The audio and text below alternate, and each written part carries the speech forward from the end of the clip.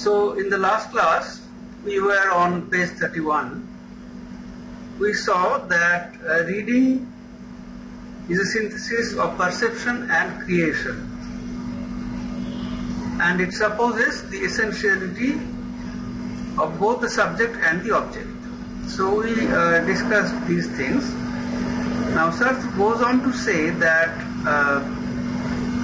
the reader is conscious of disclosing in creating, of creating by disclosing. So the essential task of the reader is to reveal the meaning of the text or to disclose the text.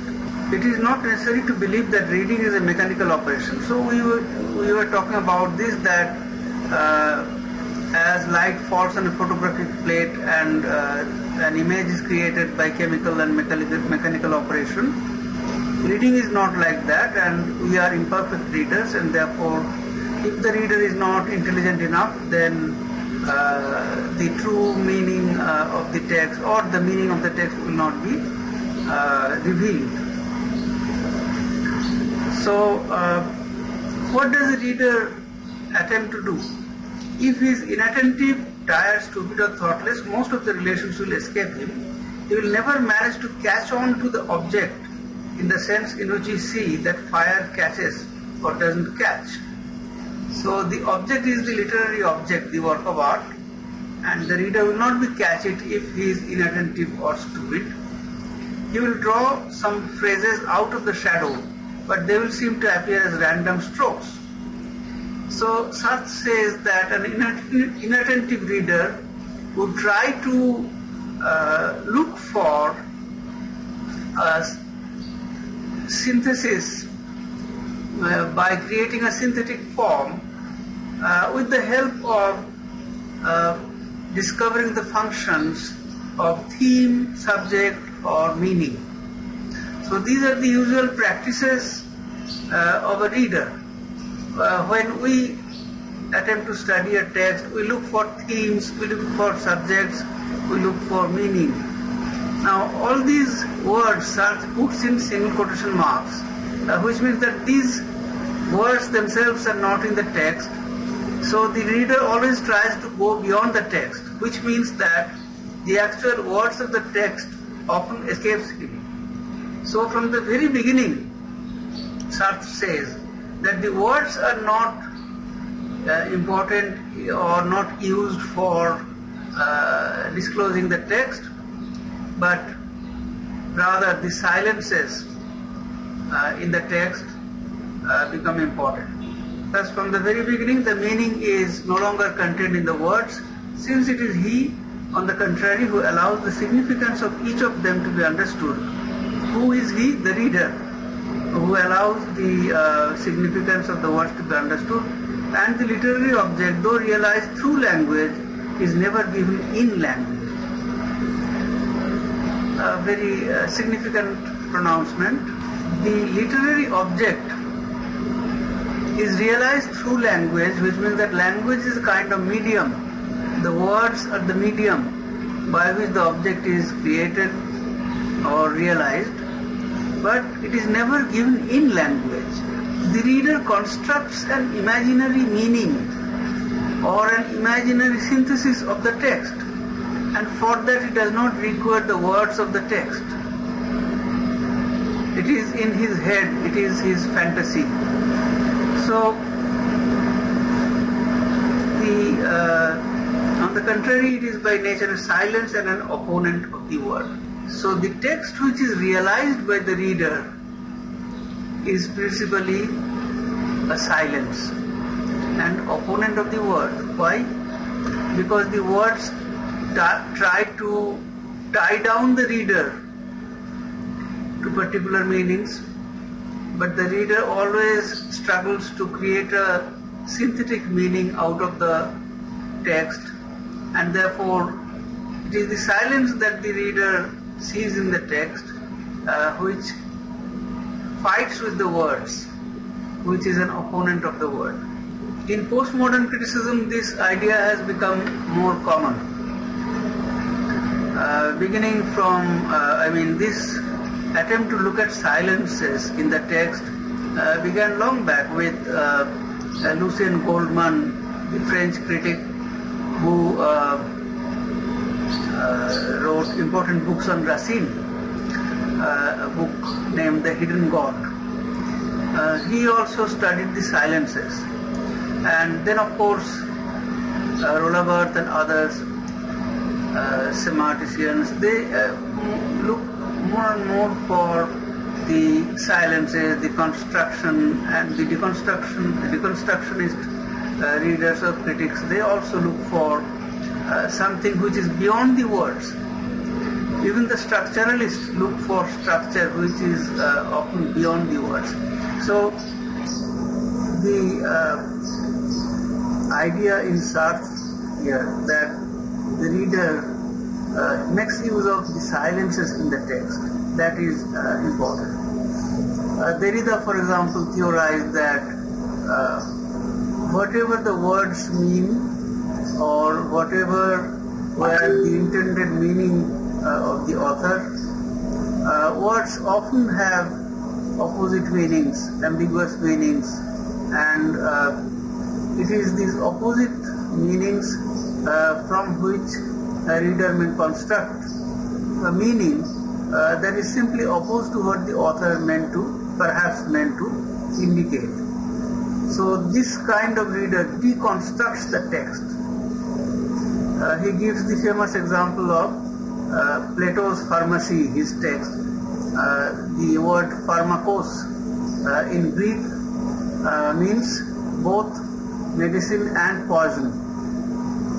So from this word one may construct two meanings which are very different and almost opposed to one another. So you see that Sartre has this very important insight that often in a text we look for silences rather than the words. Now of course you will say that this is the very opposite of what the American new critics, William Emerson and others, were practicing. I.A. Richards, Practical Criticism, William Emerson, Seven Types of Ambiguity. They formulated the close reading of the text. And now I would love if some of you switch on your cameras because now I am recording and I am not recording the screen. So you will not be recorded, only my face will be recorded. So I would love to look at you from time to time to have the feeling of being in a class. Okay. So if any of you want to switch on your cameras, welcome. Now, today you can also speak. Yesterday the plug came off and I couldn't see it. And today I have made my cup of tea already so that I will not have to go. And I forgot to switch on the recording again after I returned. Nothing is accomplished if the reader does not put himself from the very beginning and almost without a guide at the height of the silence. The reader reading a text is almost a solo act. His only guide is actually the writer. But if the reader is not very attentive and cannot follow the writer, then he is alone, he is not finding the guidance. Or he may be willingly not following the writer's leads and interpreting the text in his own way. So his reading is also in some sense a solo act. He is alone facing the text. And if in short he does not invent it and does not then place there and hold on to it the words and sentences which he awakens. Nothing is accomplished if the reader does not put himself from the very beginning and almost without a guide at the height of the silence, if in short he does not invent it and does not then place there and hold on to the words and sentences which he awakens. So the silence is a kind of discovery by the reader, and he awakens, or we may say ignites, certain words in the text according to his whims, according to his will. And that is why reading differs from man to man, because every man or every reader reads a text according to his mental makeup, according to his intellectual makeup, emotional makeup, and therefore each reader will awaken some words, whether other words would be allowed to sleep. So there is always a kind of selection. And if I am told that it would be more fitting to call this operation a reinvention or a discovery, I shall answer that first, such a reinvention would be as new and as original an act as the first invention. So the reader's act is very much similar to the writer's act in the sense that both acts are invention. So if one says that it is reinvention, then one is emphasizing that the text was invented first by the writer and the reader again reinvents it. But according to Sartre, the importance of the reader is not less by any means to that of the writer, because because of the reader, the text comes into existence and some kind of meaning is derived from the text. But if the silence about which I am speaking is really the goal at which the author is aiming, he has at least never been familiar with it. Now this is kind of imagination, we'll say a little far-fetched. The author is aiming at silence. Does any author, when creating a work, aim at silence? Perhaps not. It is very difficult for an author not to think of, giving eloquent expression to his thoughts in his work. Therefore, an author mostly looks forward to speaking, looks forward to expressing, rather than creating a structure of silence. So this cannot be the author's goal, but Sartre is still very cautious here and says that let us assume that an author wants to create this silence, but even then he can never create this silence as well as the reader, because he is not familiar with it. His silence is subjective and anterior to language. So for an author, creating a silence means that he will not say certain things through words. So anterior to language, his silence will reside in his unconscious. By his unconscious, he will inhibited from expressing certain things, whereas his consciousness would encourage him to speak about certain things. So this is anterior to language. But in the case of the reader, the whole text is there, the language is there, the text is realized through language, the words are there. But even then, the reader goes beyond or transcends the text by creating an edifice of silence, which means that he intentionally is responsive to some words and not responsive to some other words in the text. It is the absence of words, the undifferentiated and lived silence of inspiration, which the word will then particularize, whereas the silence, so that is in case of the author. The words are lived experiences, which are, these experiences are given shape by the words, particularized by the words, whereas the silence produced by the reader is an object. Why? Because the reader is principally producing the literary object. He is throwing the text as an object, you remember? So in this subject-object dialectic, because of the fact that the reader looks at the text as an object, that the text comes into existence, so the silence that he makes use of, that is also an object. And at the very interior of this object there are more silences which the author does not mention. So when the reader reads a text and then he tries to discover many layers inside the text, then he discovers layers of silence about which the author was not perhaps aware, even though the silences were there. So today it has become very easy for us to understand this because of deconstruction theory. But when Sartre was writing, there was no deconstruction theory. So now the deconstructionists tell us that a reader deconstructs any assumed meaning of a text by looking closely. Now it is very interesting how deconstruction theory is very similar to close reading of the new criticism of the school of Emerson. Both new criticism and deconstruction look very closely at the words, look very closely at the text, but their intentions are completely different.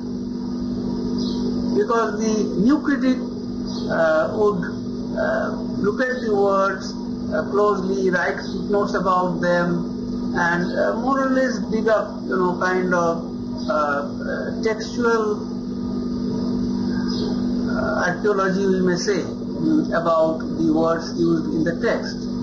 Whereas the deconstructionist, for example, let us again take the example of Derrida, reading Plato's Pharmacy along with Mallarmé's poem.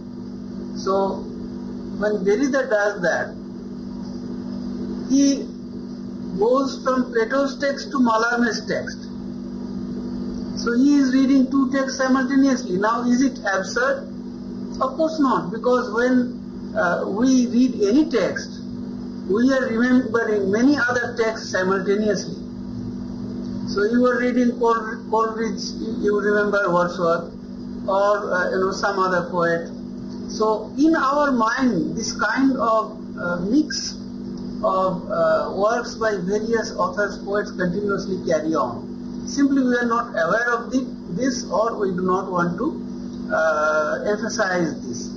On the other hand, deconstructionist readers, they actually want to emphasize how any text is intertextual and other texts can be imagined both by the writer and the reader, and therefore any given meaning of a text or intended meaning by the author of the text can change completely because of the influence of other texts which the reader or the author simultaneously remember or imagine, and therefore deconstruction uses all the resources that earlier criticisms provided, like new criticism or the theory of association of ideas, so psychology, psychoanalysis, all these are made use of in a deconstructionist reading of a text. So this kind of reading is a very creative process. So when Mallarmé reads a text in this fashion, then when Derrida reads a text in this fashion, then Derrida's writing or Derrida's piece of criticism becomes a work of art, becomes a very important text in itself. And that is how it should be. Every reader should create a text out of a text. So the reader discovers the many layers of silences in a text which the author did not notice or did not emphasize. It is a question of silences which are so particular that they could not retain any meaning outside the object which the reading causes to appear. However, it is these which give its density and its particular face. So how easily I am explaining this text with the help of deconstruction theory, theory of deconstruction, but of course this was not ever imagined when Sartre wrote this book or this text. Sartre never imagined that later theories would be very helpful in reading this chapter. But as you can see that When I am reading Sartre's piece of literary criticism, I am reminded of Derrida's work, and I kind of take help of one theory to read another theory, and this becomes a kind of intertextual reading of the text. So I am not reading only Sartre. I am reading Sartre, I am reading Derrida, I am reading Mallarmé, So all these critics, they appear and they help me to derive a particular meaning out of Sartre's text. So these silences which are, in the text, that is, Sartre could never have spoken about Derrida. These writings came later, but the potential was there, and therefore the silences are inbuilt in the text, and there was always the scope that other theories could be made use of to give these silences shape, which I am now doing, and therefore it is these silences which give the text its density and its particular face. To say that they are unexpressed is hardly the word, for they are precisely the inexpressible. So the silences do not mean that there are certain things that the author did not say. No, it means that the layers of criticism or layers of reading in potentia or in potentiality in the text, and these layers of reading could never be given expression by the author. They are inexpressible. So Sartre's text has this inbuilt potential that it can be understood with deconstruction theory, but for Sartre it is always impossible to express that. It is inexpressible. And that is why one does not come upon them at any definite moment in the reading. They are everywhere and nowhere. Therefore, Sartre indicates that you see how little literary jargon Sartre uses, unlike critics of today, who cannot, write one sentence without a jargon. Particularly, the school of psychoanalysis is notorious for this, and their guru is Jacques Lacan. Okay, so I have many friends and colleagues who are Lacanians. I have no quarrel with them, but they are most prone to, fall into this distemper of learning, as Francis Bacon said.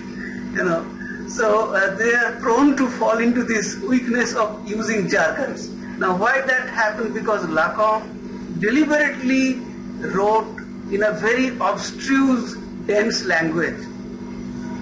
He wanted to make his writing as difficult as possible, and he used many mathematical formulae to express his ideas, just to shock the readers of humanities. Well, why he did that I do not know. Maybe he had some inferiority complex, that he was not as much of a scientist as he wanted to be. Okay, so I am making loose talk here, but the Lacanians will be very angry if they hear this. Anyway, so what I am saying is that we wonder when we read Sartre's text how few critical jargons Sartre using. He is not even using the literary terms that were present in his time. He is avoiding terms, he is avoiding jargons. The quality of the marvelous in Le Grand Môle, the grandioseness of Armance, the dignity of realism and truth of Kafka's mythology, these are never given. The reader must invent them all in a continual exceeding of the written thing. So you see, Sartre is referring to some French novels of his time. Le Grand Môle was a novel by Alain Fournier. If you want, I can write. Armance was written by Stendhal. You know the name of Stendhal, of course. And Kafka.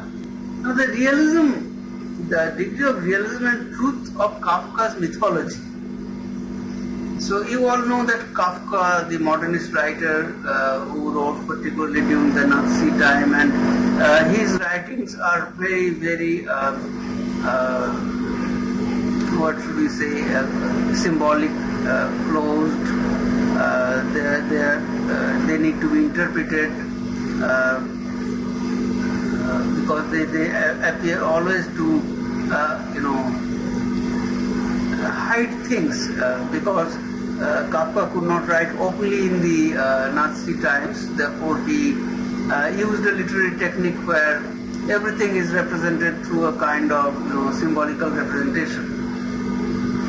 So he creates a mythology kind of thing of his own, and these, the truth of these, they are never given. They're actually concealed, and the reader has to find them. The reader has to disclose them. So if they try to interpret Kafka's stories, they have to go beyond his stories. They have to exceed the text. To be sure, the author guides him, but all he does is guide him. The landmarks he sets up are separated by the void. The reader must unite them. He must go beyond them. In short, reading is directed creation. So you see that the author always posts certain landmarks. So it is these landmarks, mileposts, which are supposed to guide the reader. But in between there is void or silence. And the reader has to overcome this void, overcome this silence, and he has to connect the things. And in order to find an interpretation, he has to go beyond them. So reading is directed creation. So what does Sartre say here? That one, reading is a kind of creation. Two, that it is directed. Who gives the direction to the interpretation of a text in reading? Both the writer and the reader. The writer puts certain mileposts, certain hints, certain suggestions to guide the reader, and then the reader, through his interpretation, creates or gives the work a kind of direction. On the one hand, the literary object has no other substance than the reader's subjectivity. Raskolnikov's waiting is my waiting which I lend him, and so on. So here Sartre talks about the importance of the reader's subjectivity. So this is very far from, you see, the new criticism, American new criticism, because the new critics, they want to avoid subjectivity while reading a text. They want to stick to the words. On the other hand, Sartre says that the reader's subjectivity has a huge role in interpreting a text, because when a reader reads a novel, the characters, the emotions of the characters, they are not in the book. They are in the mind of the reader. So the reader infuses the novel with these emotions. So in Dostoevsky, Raskolnikov is a character. His waiting is my waiting which I lend him. Without the impatience of the reader, he would remain only a collection of signs. His hatred of the police magistrate who questions him is my hatred which has been solicited and wheedled out of me by signs. Who solicits him? Who solicits the reader? The writer. So the writer asks the reader's help. Here I have created the sketch of a character. You infuse it with the emotions that are required. So Raskolnikov hates the police magistrate. So where will this hatred come from when the reader reads it? His own hatred will infuse the text and make the character living. And the police magistrate himself would not exist without the hatred I have for him via Raskolnikov. That is what animates him, it is his very flesh. So the characters are animated by the passions of the reader. Without the reader's passions, emotions, these characters, will not be living characters. But on the other hand, the words are there like traps to arouse our feelings and to reflect them towards us. So, in this paragraph, Sartre emphasized the subjectivity of the reader, but in the next paragraph, he talks about the objectivity of the text. So the words create a frame of reference and they try to trap the reader and reflect them towards us. Each word is a push, each word is a path of transcendence. It shapes our feelings, names them and attributes them to an imaginary personage who takes it upon himself to live them for us and who has no other substance than these borrowed passions. So the character created by the novelist this character gives names, shapes our feelings, and the character therefore, the way the novelist creates the character has kind of, we may say template of emotions, and this template will be made real by the reader's emotion. So there is an objective layout of the character. The character has the potential of becoming, full of particular emotions. Like a character may be full of hatred, another character may be full of anger. So the templates are created by the reader, and therefore these templates, or these are the objective references in the text, in the words, which guide the reader. So what do we have here? We have a kind of dialectic between the subjectivity of the reader and the objectivity of the text. The reader has no other substance than these borrowed passions. He confers objects, perspectives and a horizon upon them. Thus for the reader, all is to do and all is already done. Very interesting formulation. All is to do means that the reader must exercise his subjectivity. All is already done means the templates are already created by the writer. So the writer thinks that everything has been done, all is already done, because the reader is not supposed to go beyond these. But the reader thinks that nothing has been done, he has to do a lot. He always goes beyond these. He always goes beyond the objective framework of the text. The work exists only at the exact level of his capacities. So you see, Sartre again and again emphasizes the capacity of the reader. Now imagine me reading this text by Sartre and Jacques Derrida reading this text. There is a huge difference in capacities. So my reading will never match the reading of Derrida. Okay. And therefore, however much Sartre might have thought that his text is finished, so it can have, kind of defined meaning, really, the meaning that he intended. But that will never happen, because I will, interpret the text in a limited manner, but Derrida will, transcend the text and go further and create almost a kind of new text with his interpretations. So the objectivity and the subjectivity. So it is important, the capacity of the reader has a lot to do with the kind of interpretation possible of the text. While he reads and creates, he knows that he can always go farther in his reading, can always create more profoundly, and that the work seems to him as inexhaustible and opaque as things. Inexhaustible because a reader, based on a particular text, can make infinite interpretation of that text, or theoretically the text has the potential.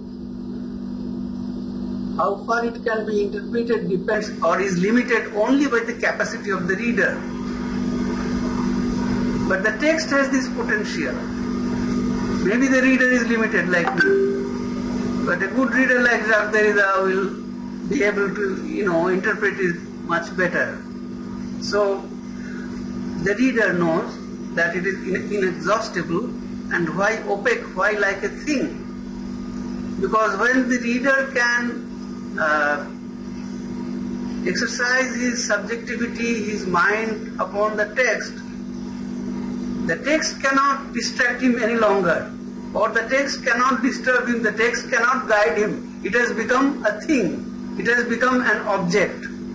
It has ceased to be, the living spirit of the writer.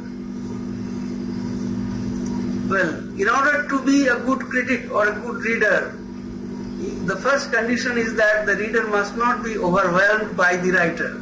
So when the reader's spirit becomes awake, then the writer's spirit dies or becomes unavailable, and the book becomes an object to be interpreted by the reader.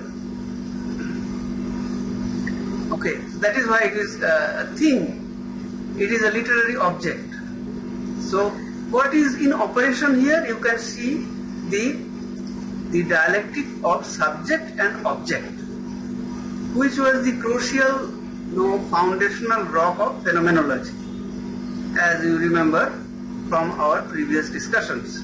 We would readily reconcile that rational intuition, which Kant reserved to divine reason, with this absolute production of qualities,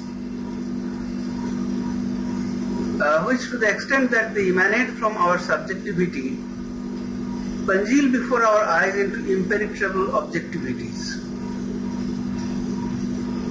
So Kant made use of Descartes' philosophy of rational intuition. So divine reason has rational intuition. That must be reconciled with the production of qualities. And when we try to reconcile the work with the qualities, we are using our subjectivity, or we are doing it with our subjectivity, and from our subjectivity these qualities emanate and they congeal before our eyes into impenetrable objectivities. Now, I am sure that this has to be made further clear. Let me open a file. So, what Sartre is saying is that that any work is a creation out of the rational intuition of the author.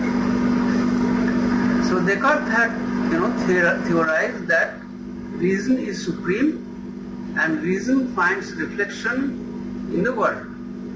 So when we look at the world, we find a reflection of divine reason.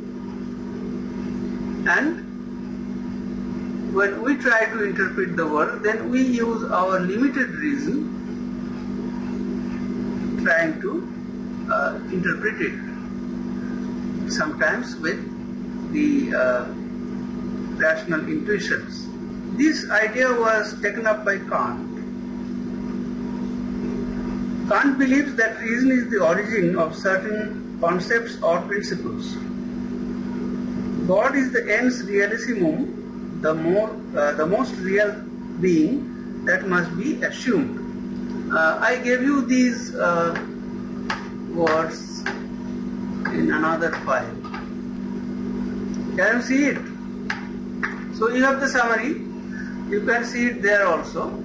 You see here, Kant believed that reason was the origin of certain concepts and principles.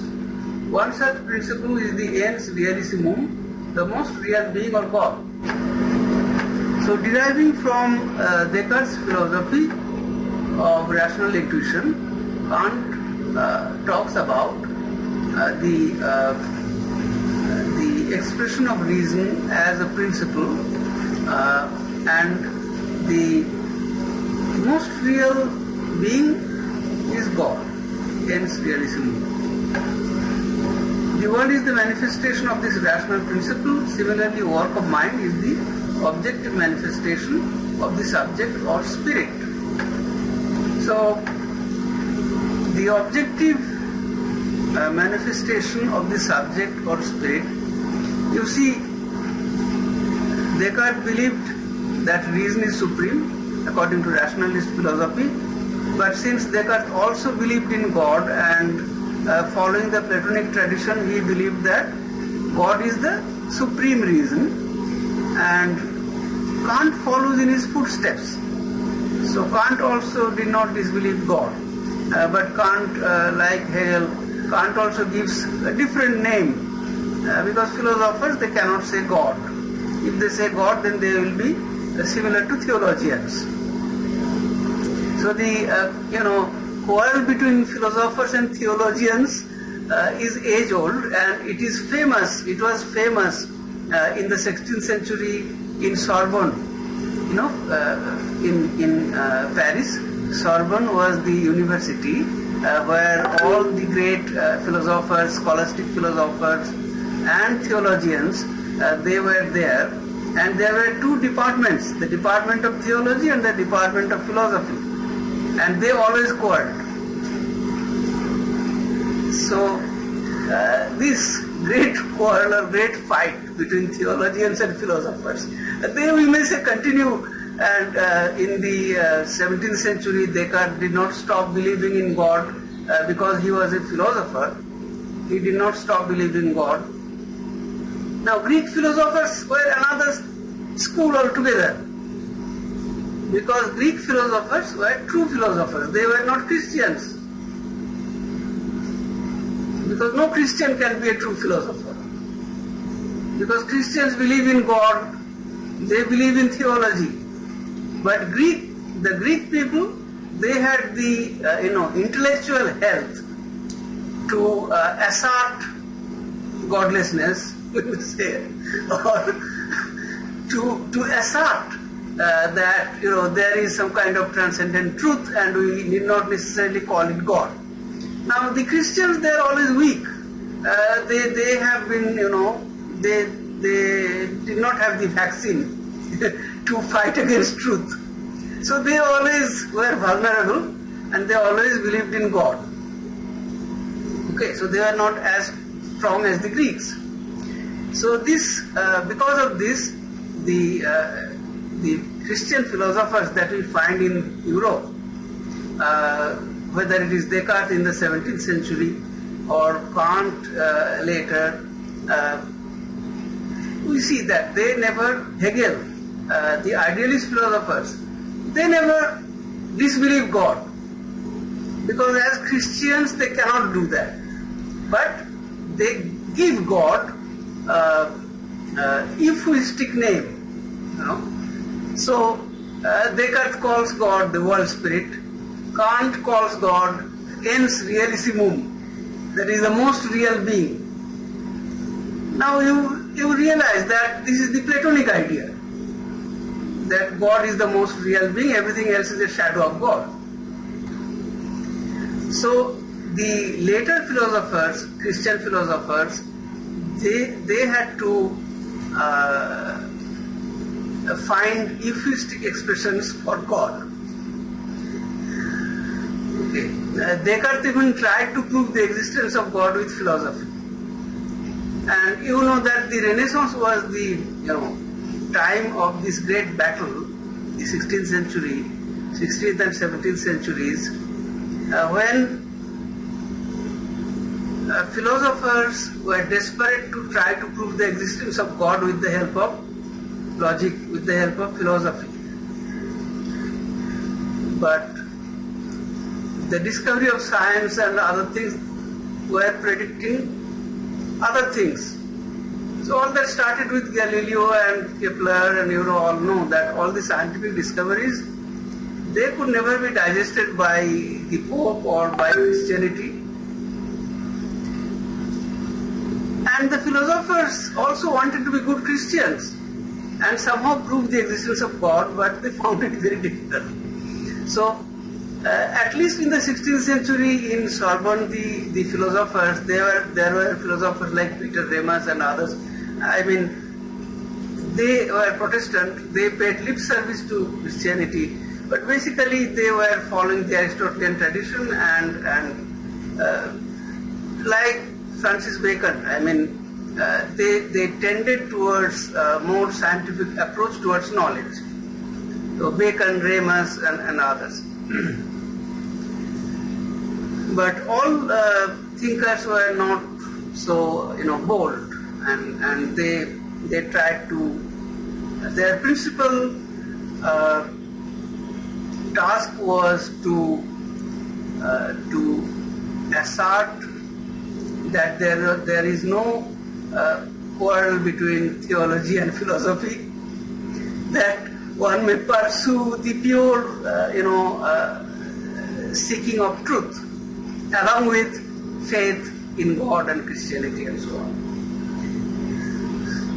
And as you know that for poets and writers in the 16th and 17th centuries, what was their dilemma? How to make acceptable the very lastful depiction in literature of gods.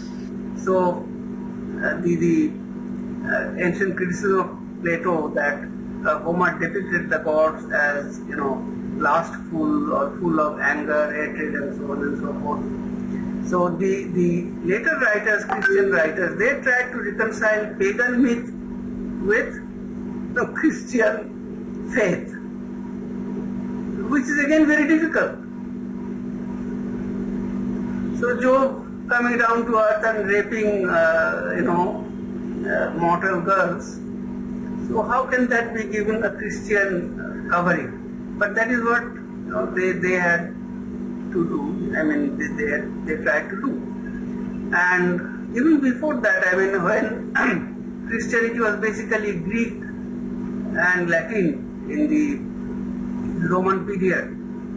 So Greek fathers and Roman fathers, they also had the knowledge of Greek, philosophy, Greek writings. So their task was to reconcile Greek philosophy with Christian thought. Okay, all right, I digressed a little. So what was I saying? Yes. So the rational intuition which can't resort to divine reason, with this absolute production of qualities which to the extent that they emanate from our subjectivity congeal before our eyes into impenetrable objectivities. So the qualities in a text, they are derived from the subjectivity of the reader. But then the reader reads the work as a literary object. So as if these subjectivities are frozen into objects. So Raskolnikov, the character of the novel, becomes a character inside the book, in the reader's eyes, as an object. But the character has all the emotions and passions, vivified by the subjectivity of the reader. Since the creation can find its fulfillment only in reading, since the artist must entrust to another the job of carrying out what he has begun, since it is only through the consciousness of the reader that he can regard himself as essential to his work, all literary work is an appeal. Now here actually Sartre is punning on the word appeal, because in French the word appel means call. I will show you again the text in your hand note.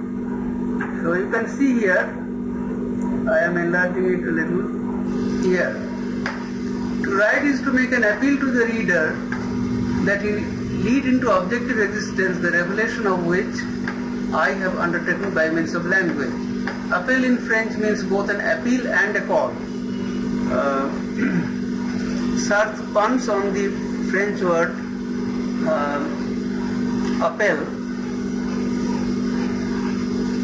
which means both an appeal and a call. Some of you must know French. Comment vous appelez-vous? How do you call yourself? What is your name? So appel is the most common word. What is your name? Comment vous appelez-vous? Je m'appelle so and so. I call myself this. Okay, so appel is a very common word. How do I call myself? Call. So to appel means to call or to appeal. Both. Therefore, Sartre imagines that all literary work is an appeal. The literary work calls the reader. So if there is a novel on your desk, does it call you from time to time? Perhaps. And when it calls you, then you go and open the book. So you can hear the call. So it is an appeal by the reader. Here is my book. I wrote it with much difficulty. Please read it. Unless you read it, then this book will not come into existence or it will not be meaningful. So the reader has to carry on the creation, the work of creation that the writer began. To write is to make an appeal to the reader that you lead into objective existence the revelation which I have undertaken by means of language. Well, so revelation is not a secular word, is it? It is from theology, isn't it? I smell theology here. Now, there is the book of Revelation in the Bible, isn't it? So, can that book reveal anything if nobody read the Bible? Even the book doesn't reveal anything. Yes. So, what is revelation? If you do not read it, there is no revelation. And if it should be asked to what the writer is appealing, the answer is simple. As the sufficient reason for the appearance of the aesthetic object is never found either in the book, where you find merely solicitations to produce the object, or in the author's mind, as his subjectivity, which he cannot get away from, cannot give a reason for the act of leading into objectivity.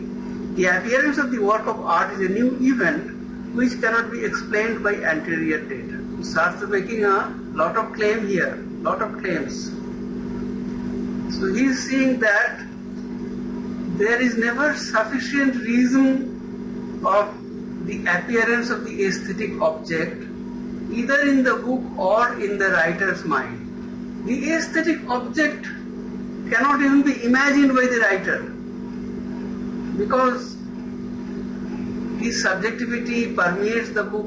He cannot look at it as an object. And the book itself is inanimate. It does not have sufficient reason to present itself as an aesthetic object. Who will say that this object is aesthetic? So here is the mouse of my computer on my desk. Is it an aesthetic object? Who will call it an aesthetic object? Only I can call it, if I like its shape and design. But if I do not call it an aesthetic object, the mouse cannot cry out and say, please call me aesthetic object. Similarly, the book, it does not have sufficient reason to make it an aesthetic object. So you see that both the book and the writer, they are utterly dependent on the reader's consciousness for the book appearing as an aesthetic object.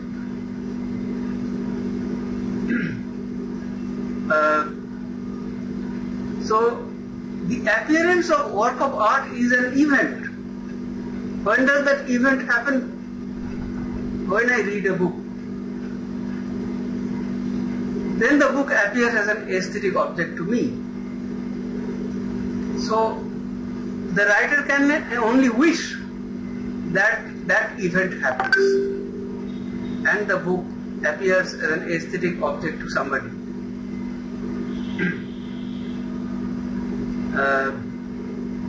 So anterior data, that is data before the production of the book, or maybe we may say before the reading of the book.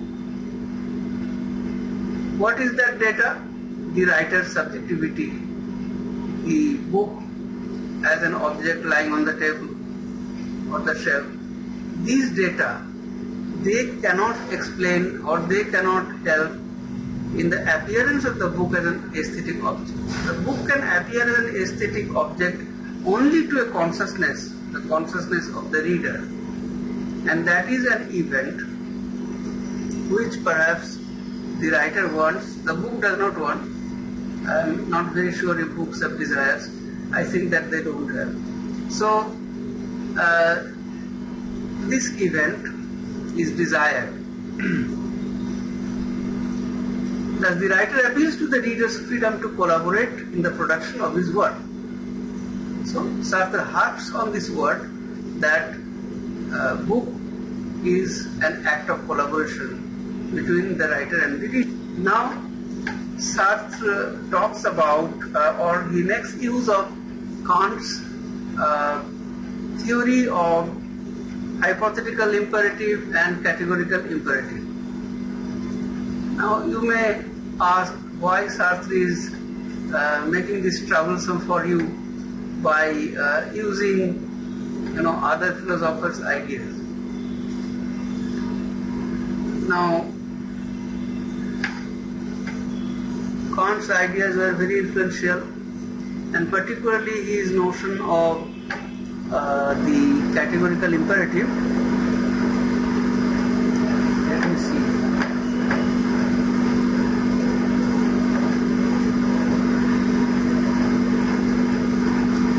So let me copy your attendance, or I will forget. You haven't given your attendance? No, sir. Okay, so please give your attendance. Now you have started becoming forgetful like me. Yes, sir, but it's a little lazy. Yeah, you can also look at your WhatsApp where I sent it yesterday. It is the concept in the deontological moral philosophy of Immanuel Kant. Now, deontological, do not think that that is the opposite of ontological. Deon in Greek means duty.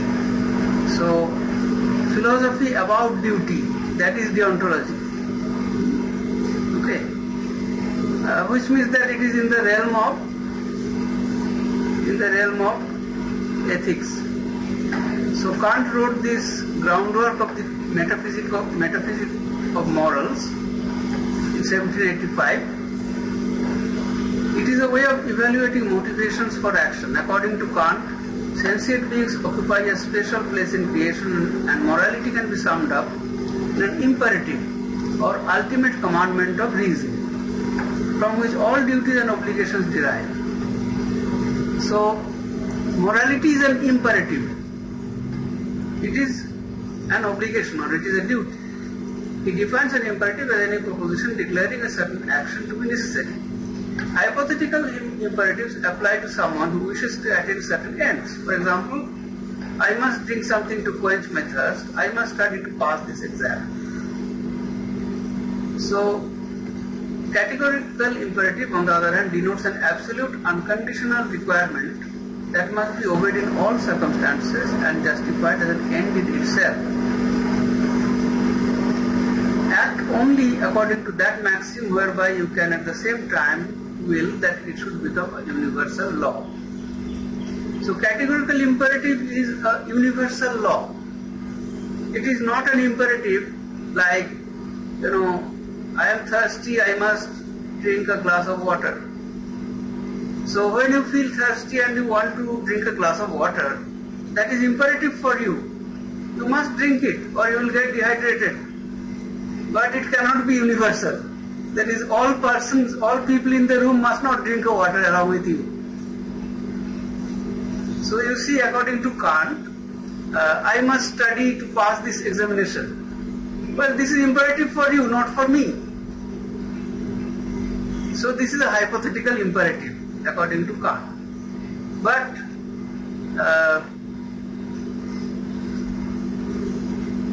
I must be kind to other people that is universal. Everybody should be kind to other people. Therefore, that is a categorical imperative, according to Kant. So you see that categorical imperatives are the obligation, the duties, which are dictated by morality or moral philosophy or ethics. So what does any moral imperative is a universal. It is a universal law like imperative. Everybody should follow it. It cannot be partial. So like being kind to your fellow beings, that should be universal law. Those who do not follow that, they are violating a universal law. So it will doubtless be said that all tools address themselves to our freedom, since they are the instruments of a possible action, and that the work of art is not unique in that. And it is true that the tool is the concealed outline of an operation, but it remains on the level of the hypothetical imperative. So Sartre compares a book to a tool. So you remember Sartre's definition of freedom? The gap between the subject and the object. And in this freedom, in this area of freedom, we use things with tools. We do things with tools. So books are also tools. Now Sartre gives an example of a hammer.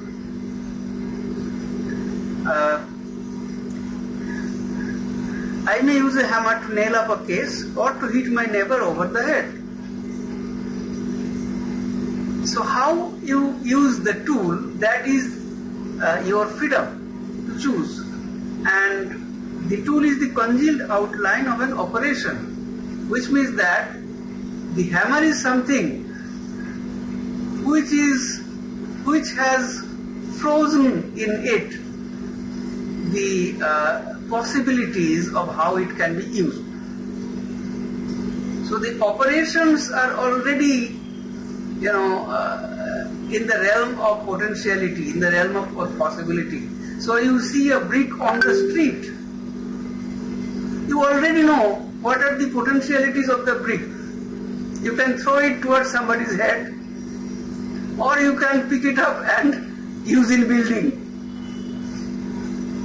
So what you will do depends upon your freedom, your choice. So it is a hypothetical imperative. It is not universal. I may use a hammer also. Insofar as I consider it in itself, it is not an appeal to my freedom. It does not put me face to face with it. Rather, it aims at using it by substituting a set succession of traditional procedures for the free invention of means. The book does not serve my freedom, it requires it. So Sartre draws a distinction between other tools and a book. Other tools do not appeal to our freedom. It only makes us look at a succession of traditional procedures. So why it is not freedom? You may say, well, it is my freedom. I may pick up the brick and throw it at somebody, or I may build a house with it. It is my freedom. Sartre says no. It is not in the area of freedom. Why? Because for Sartre, freedom has always this quasi-moral philosophical meaning. Sartre always uses the idea of freedom with some ethical, underlying sense. Because if you remember, that Sartre says that first he tells us about freedom. He defines it with the help of phenomenology, the gap between the subject and the object.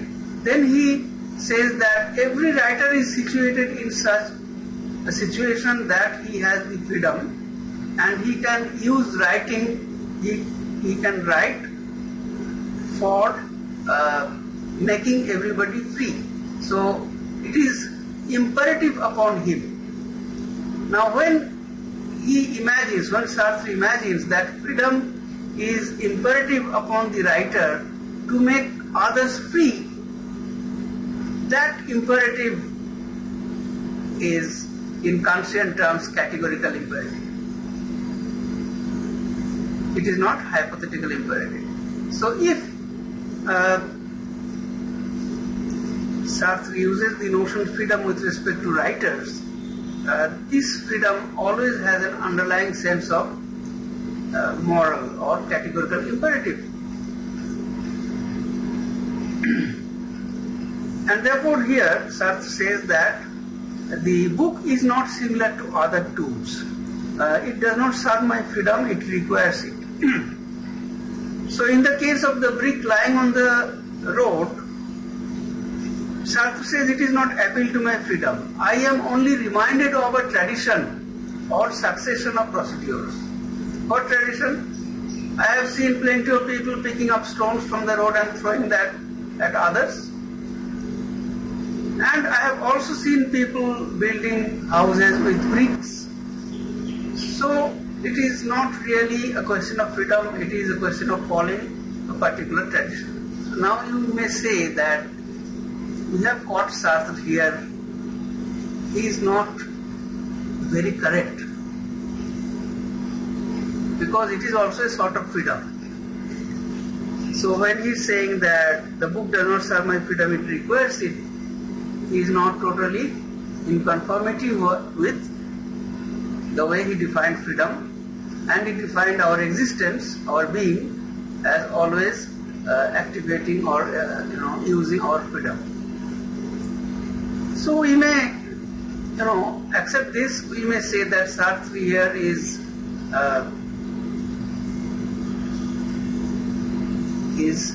we may say cleverly, he is making us accept that he uses the word freedom in the sense of morality, in the sense of a categorical imperative, not in everyday sense. That is, whether I will drink a glass of sharbat or a glass of coffee, a cup of coffee, what will I drink? Not that. So Sartre does not mean by freedom such everyday choices. So those are in the realm of hypothetical imperative. Such, daily choices or events of everyday activity. Therefore, Sartre infuses the word freedom with a lot of moral overtone. And that we realize is the notion of categorical freedom with which he invests the word freedom. So he says that the book does not serve my freedom, it requires it. Indeed, one cannot address oneself to freedom as such by means of constraint, fascination or entreaties. There is only one way of attaining it, first by recognizing it, then having confidence in it, and finally requiring of it an act in its own name, that is in the name of the confidence that one brings to. What is he saying here? He says that freedom is not something where you beg, you request others, you are limited by many constraints. That is not freedom. So, how does one address oneself to freedom? First, by recognizing it, then having confidence in it. So the writer recognizes that the reader must exercise his freedom in reading the book, and then he requires an act. What is the act? The act of reading. And then he has the confidence that the reader will read it. Therefore, the book is a tool, but it is not like other tools which are used in daily activities of our life, where we are confronted by questions of choice over insignificant things of daily life. But the book is a tool which invests us with the responsibility that it is a tool where the writer exercises his freedom to write it, and the reader must exercise his freedom to read it, and the writer has the confidence that the reader will read it, and he requires the act that the reader reads the book. And the reader, when he reads the book, brings this confidence to it that by reading it, he is participating in an act which has some universal application, in a moral act. So the writer participates in a moral act by writing the book, and the reader participates in a moral act by reading the book. So now I am using this word moral, and you all should protest, because Sartre never uses this word in the entire essay. So I am diluting this essay, I am misguiding you, and I am making you believe that Sartre is following Kant everywhere. Well, so I am being influenced by Sartre here, because Sartre used the word categorical imperative and hypothetical imperative, and therefore I am influenced to think that Sartre uses some kind of moral notion which he thinks is invested both in the act of writing and the act of reading. So what do you say? Am I using the word moral correctly here, or am I transgressing? Now, Sartre will draw you into further quagmire of Kantian philosophy, as you can see. The book is not like the tool or means for any end whatever. The end to which it offers itself is the reader's freedom. Now we come to the question of the end. End means the goal. So what is the goal of writing or reading a book? And Sartre's argument in this essay is non-teleological. So teleological means that something has a goal. Telos. The Greek word telos means end.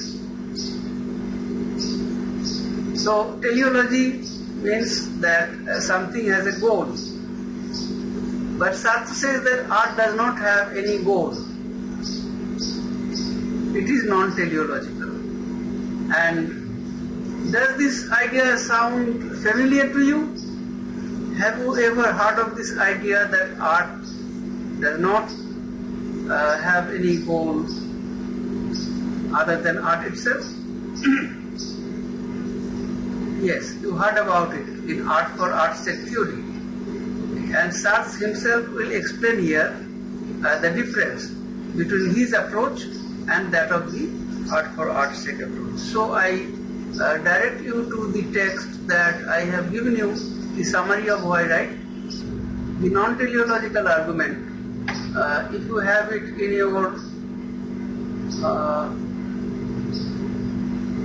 WhatsApp, you can look at that. I am also projecting it on the screen. Sartre goes on to argue that the book is not means to an end. Here he is following Kant's aesthetic in the Critique of Judgment, that beauty is finality without end, or purposiveness without purpose. So Sartre gets this phrase from Kant in the Critique of Judgment, where Kant is defining beauty or aesthetics, discussing aesthetics. He says that beauty is purposiveness without purpose. The German expression is Zweckmäßigkeit ohne Zweck. And Sartre writes in French, finalité sans fin. That is finality without end. Kant compares the beauty of nature with that in a work of art. By looking at a beautiful flower, one is tempted to imagine some ultimate end of the creator in this creation. Sartre rejects this argument by saying that it is false to compare the beauty of nature with that in art. The beauty of nature is in no way comparable to that of art. The work of art does not have an end. There we agree with Kant. But the reason is that it is an end. Kant believes that the work of art first exists as fact and that it is then seen, whereas it exists only if one looks at it and if it is first pure appeal, pure existence to exist. So,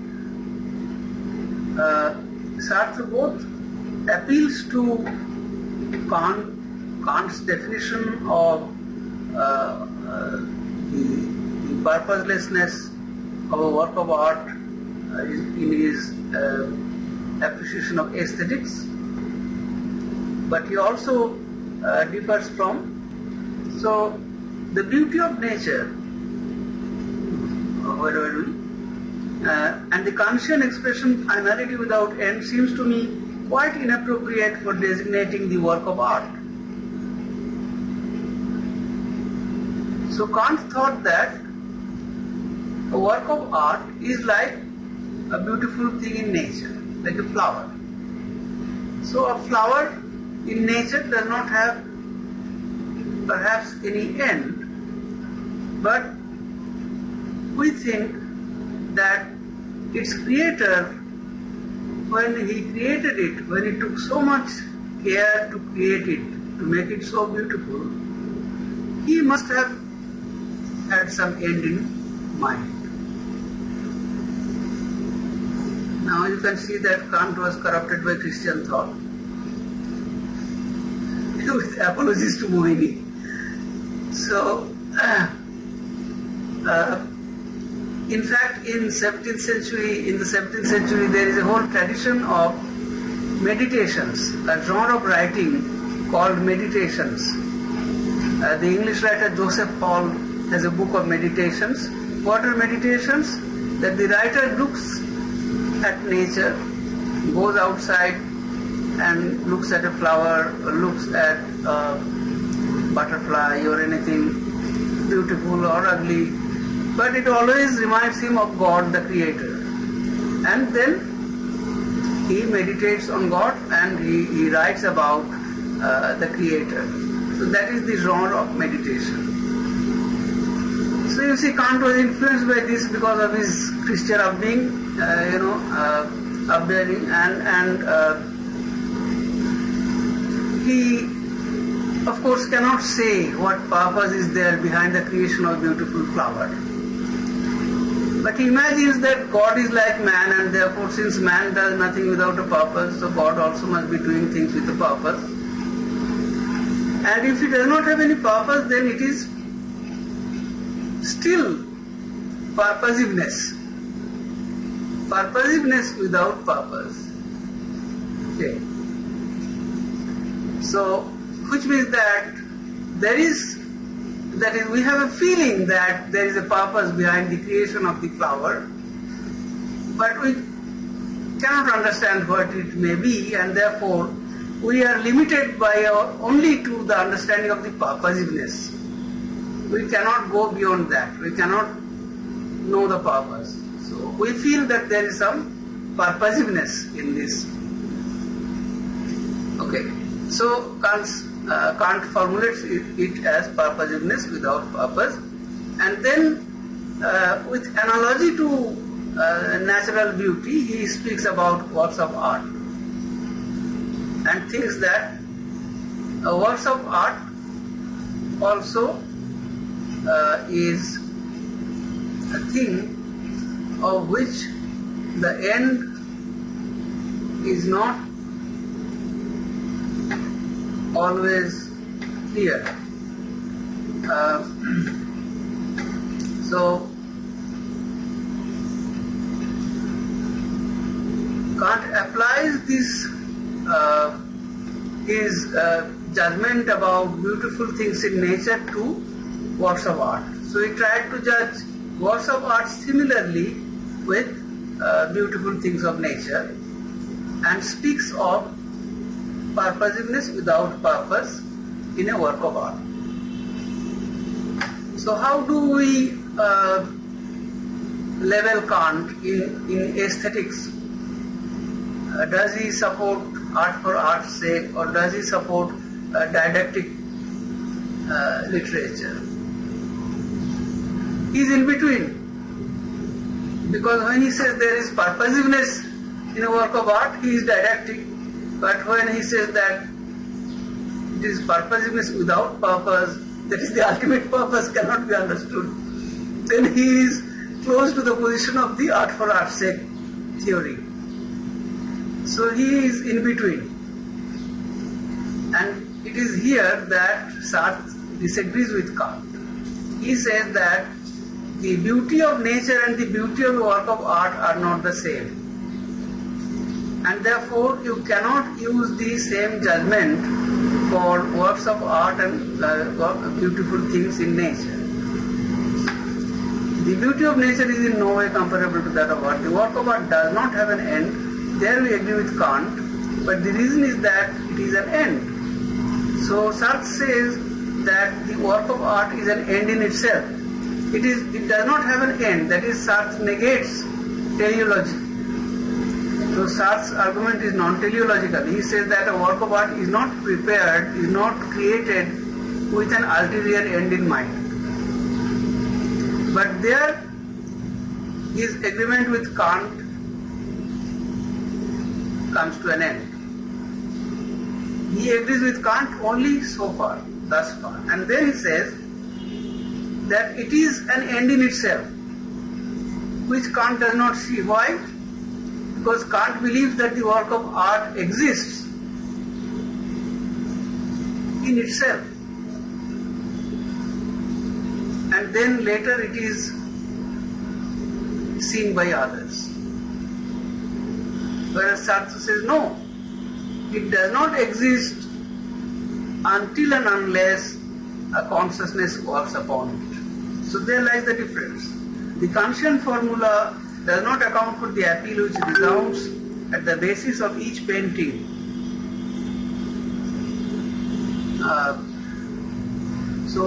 This existence of the work of art is not accepted by Sartre as a fact. So you see, there we agree with Kant, but the reason is that it is an end. Kant believes that the work of art first exists as fact, and then it is seen, whereas it exists only if one looks at it, and if it is first pure appeal, pure exigence to exist. So, what does that mean? Kant, being in the tradition of enlightenment, believes in the existence of things. But yes. So believes in the existence of things, objects. Enlightenment philosophers, they all believed in the existence of the world, the existence of things. And Sartre, of course, does not believe in the a priori existence of things, but according to existentialism, existence precedes essence, but existence is possible only by the work of consciousness upon it. Okay. But the idealist philosophers, they all believe that things exist. That is, they are essentialist.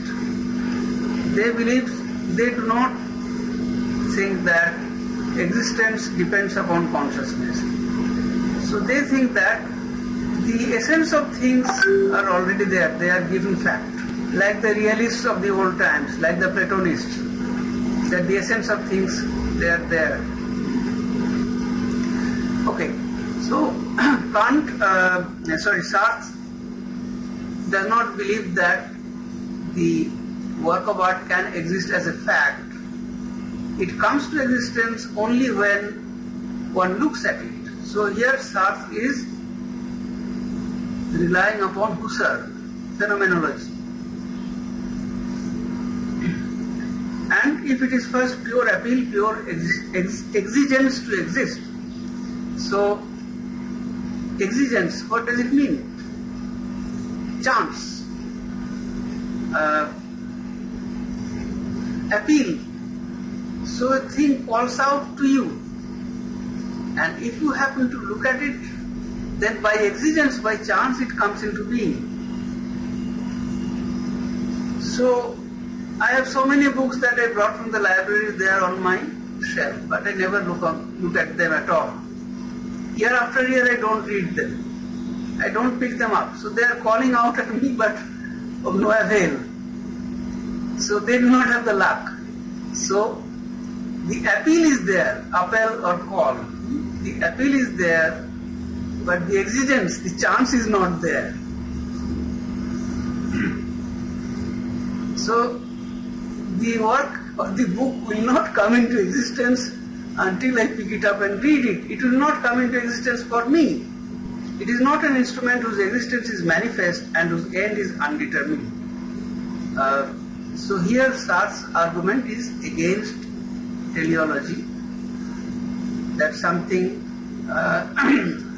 that things, the ends of which are determined. That is teleology. It presents itself as a task to be discharged. From the very beginning, it places itself on the level of the categorical imperative. So you see that, according to Sartre, reading the book is a task.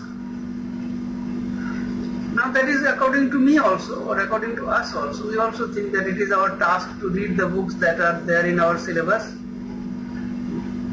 or on my table. But we do not think that it is a categorical imperative. We think it is a hypothetical imperative. So whether I will read, Bernard Shaw or Orwell today, or I will not read any of them, that is hypothetical imperative, because I am placing it in the realm of day-to-day activities, the insignificant choices that we make at the level of day-to-day activities. But for Sartre, reading a book is a task in the sense not of hypothetical imperative but of categorical imperative. It is a moral task.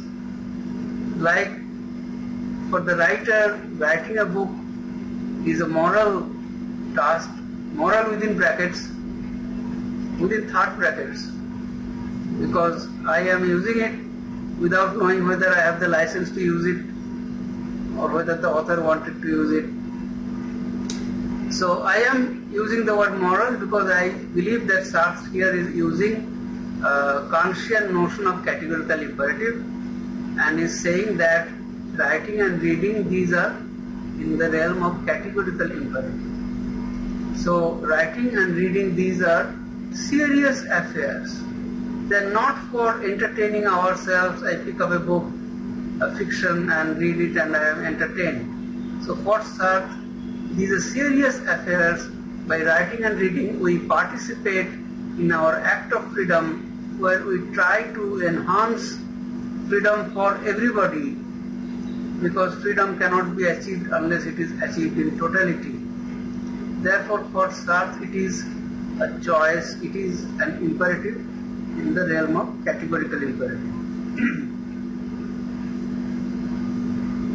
You are perfectly free to leave that book on the table, but if you open it, you assume responsibility for it.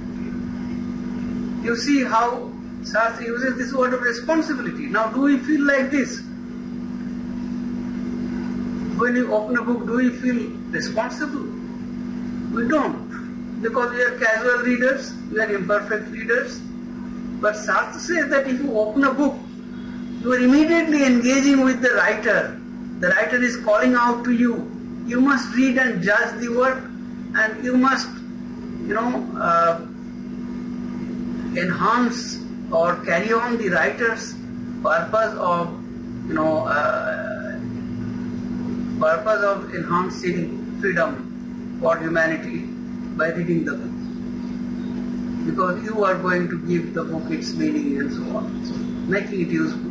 And perhaps you will also prescribe the book to your students, and they will read the book, and thus the act of freedom will be enhanced, and people in society for them the book will work, and it will it is therefore categorical imperative, almost a moral task. Now we do not think in this manner because we are casual readers.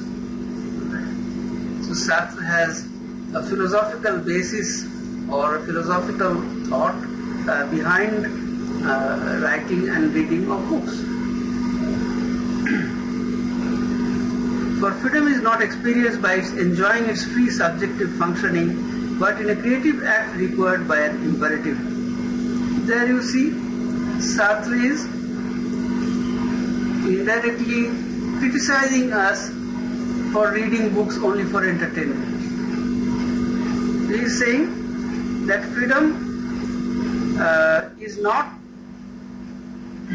experienced by enjoying the free subjective functioning, but in a creative act required by an imperative. So reading is a creative act, and it is required by an imperative, categorical imperative. This absolute end, this imperative which is transcendent yet acquiesced in, which freedom itself adopts as its own, is what we call a value. The work of art is a value because it is an appeal. So Sartre's argument is that reading is therefore, it has an absolute end. As he said that the book itself is an end. It does not have any other end. What is the absolute end? Attaining freedom. And since the book helps in attaining freedom, therefore the book has an absolute end. Why attaining freedom is an absolute end? Because by attaining freedom for one and all, we can only become being in itself. True being in the proper sense. That is why it is an absolute end. Therefore, reading a book properly is an imperative, it is an absolute end, because it gives our existence meaning. And we attain freedom, and thus our existence becomes meaningful. Now that is a tall task. You do not read a book because you want to understand the meaning of the book, but you are going to give the whole world, whole existence some meaning by reading the book.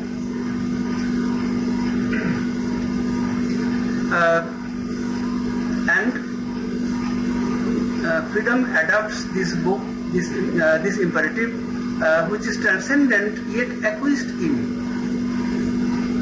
So the imperative of reading the book is transcendent.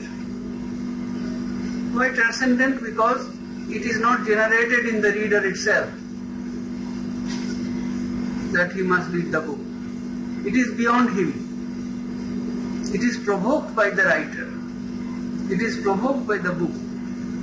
Therefore it is transcendent for the reader. But acquiesced in, that is, the reader agrees to it. The reader yields to it.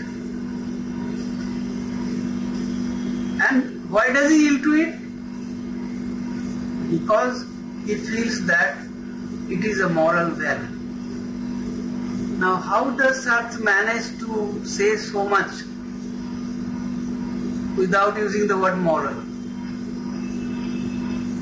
He does not use the word moral even once. Now can you tell me why? Because the moralists, the openly didactic people, literary theory in Soviet Russia at that time was didactic.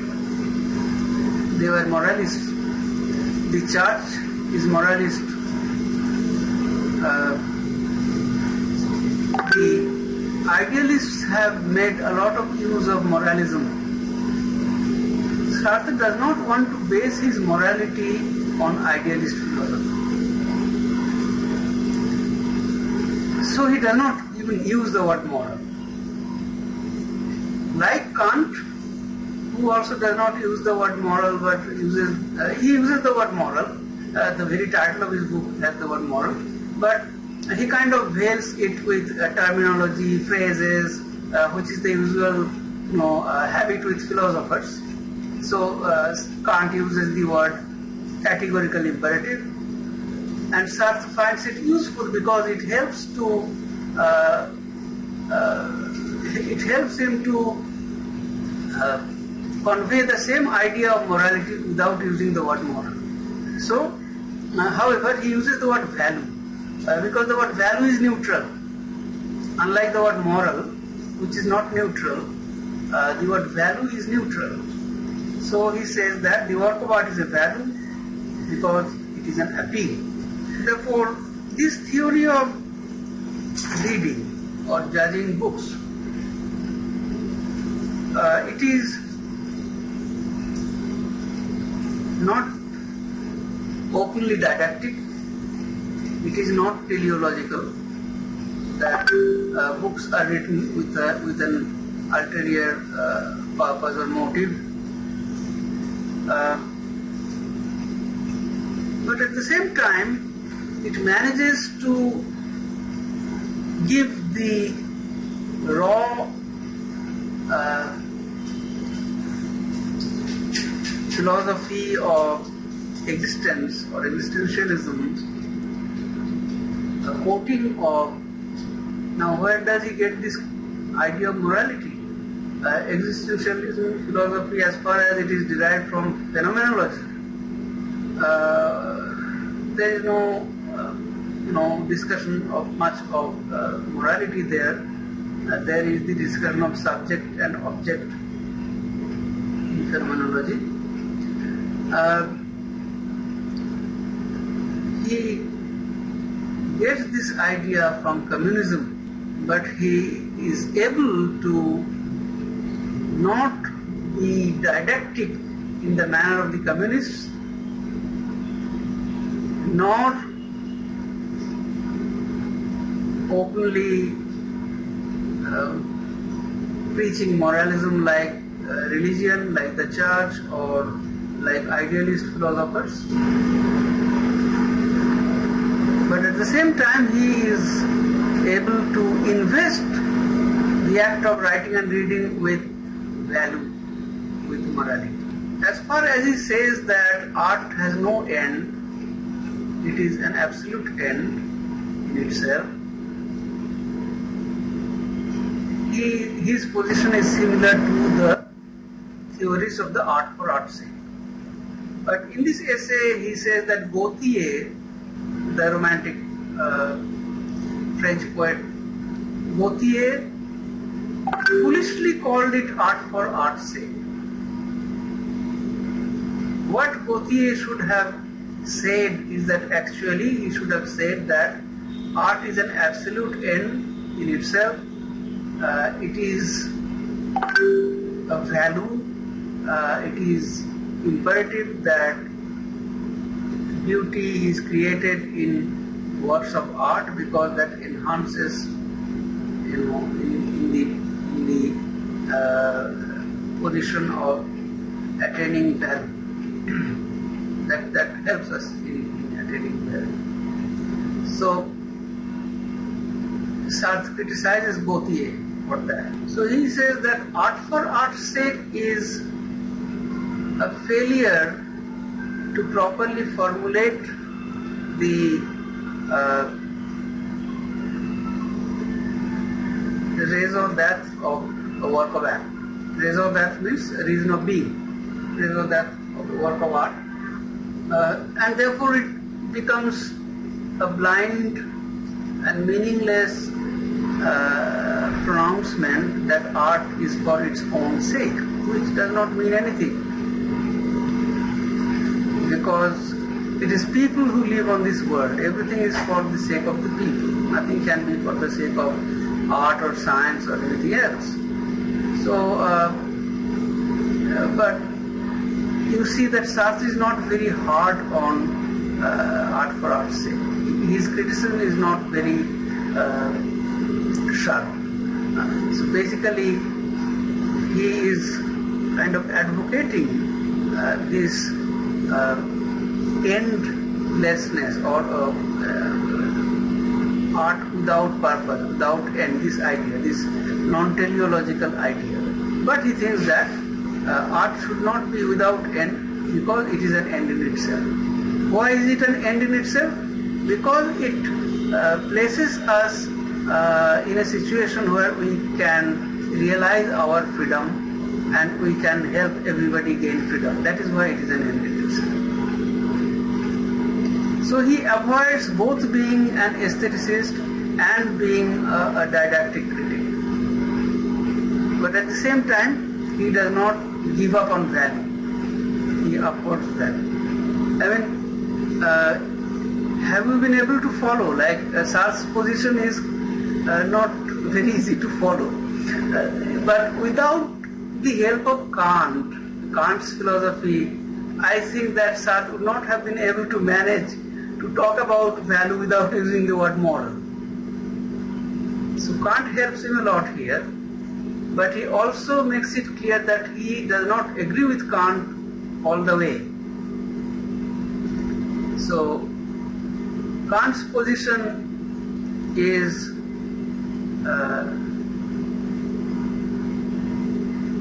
mystical. Isn't it mystical when you look at a flower and see, and you say the creator of this flower must have some purpose in his mind? What is this if not mysticism? So Kant speaks of purposiveness without purpose. That is not for making you puzzle over the expression, but that is because he goes to some way and then stops. Why doesn't he reach all the way to purpose? Because then he will be a didactic philosopher, which he does not want to be. So he stops at purposiveness. Now, if you look at a flower, you do not know the purpose behind the creation of the flower. So there you may talk about purposiveness without purpose when you are talking about beauty of nature in aesthetics. But when you are talking about the beauty of a work of art, then are you sure that you cannot talk about the purpose of the work of art? Why did the artist create that work of art? Well, we mostly believe that they do not have any purpose.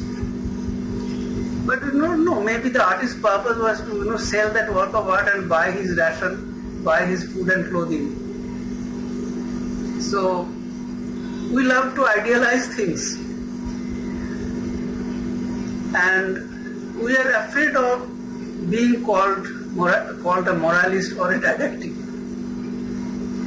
So moralism and didacticism got bad reputation because of, the church religion, official religion and communist parties. So you see, if I speak in this manner, I offend so many people. I offend all my friends who are religious. I offend all my friends who are communists. So now, why did I get this idea that didacticism and moralism has got a bad name? I got this idea by reading Sartre. You see the way Sartre is avoiding, even Kant avoided it to some extent.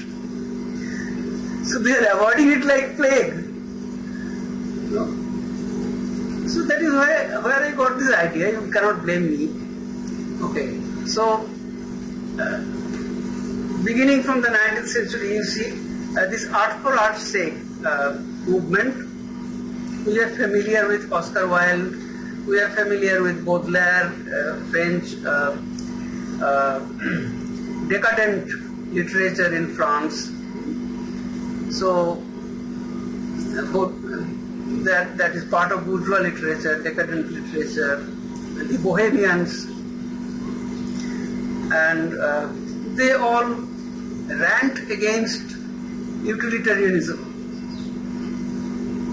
Okay, so that is another reason. We cannot blame only the church and the communists. We have to blame the capitalists also, because Locke, Hobbes, Mill, the bourgeois philosophers, the philosophers of capitalism, the philosophers of enlightenment, they all glorified utilitarianism. So they are also to blame why purposiveness has got a bad name. Having a purpose, having an ulterior motive. So what is the ulterior motive of the utilitarians? So let us imagine that there is a product which is an ice cream. So what is the utility of the ice cream? It satisfies the consumer. Okay, that is from the point of view of the consumer, but from the point of view of the producer, it enriches his coffer by selling the ice cream. From the point of view of the factory owner who has the factory of making ice creams or making chocolates. So chocolates produce oxytocin for everybody. Oxytocin is the hormone that gives us a feeling of pleasure, of happiness. But it does not produce oxytocin for the factory owner. The factory owner is only looking at the money. Okay. Alright, so I think I should stop here if you do not have any questions. We will continue in the next class.